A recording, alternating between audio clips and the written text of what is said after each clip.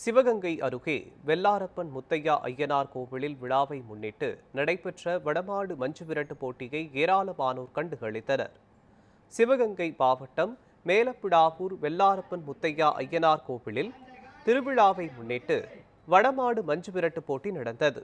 இதில் சிவகங்கை, புதுக்கோட்டை, மதுரை, ராமநாதபுரம், திண்டுக்கல் உள்ளிட்ட பல மாவட்டங்களில் இருந்து 15 காளைகள் மற்றும் 126 மாடுபிடி வீரர்களும் பங்கேற்றனர். மேலும் 9 வீரர்கள் அடங்கிய குழுவில் 25 நிமிடங்களில் மாட்டினை அடக்க முயன்றனர்.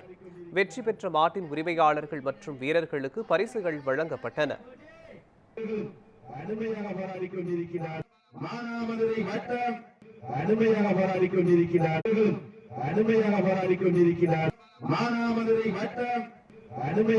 கொண்டிருக்கிறார்.